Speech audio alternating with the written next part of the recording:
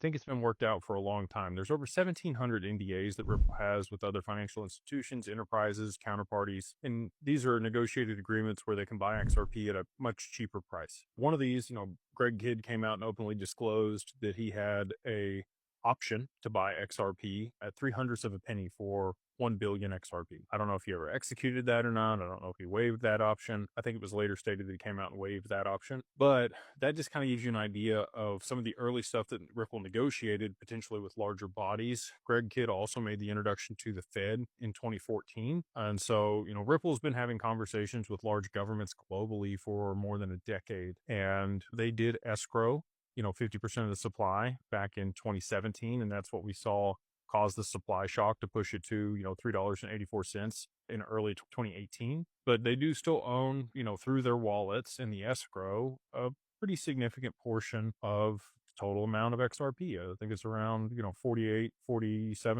that's still in escrow. And they continue to roll that. Each month they get a billion out of escrow that's unlocked, and then they sell what they need to onto the market and they re-escrow a portion of that. So to your point, in the Clarity Act, the way it's written today, they would have another year in order to become compliant. They've been giving grace periods. We saw this in the Genius Act with Tether. They gave them a 3-year window to become compliant with the regulations, that they set out there for US based stablecoins. Yeah. When it comes to, will they hand some over to the US government in order to be able to offset the deficit? I think that's kind of been part of the plan the whole time. David Sachs, he's said in the past publicly that the US government has not audited their crypto portfolio. When they were talking about, the Bitcoin reserve and the confiscated Bitcoin that they had that they were going to put in that reserve, he made the comment that there was no audit of the, total amount of crypto that the government owned. And even if there was, if you have, call it an option to buy whatever it is at a certain price and you haven't executed it, options do expire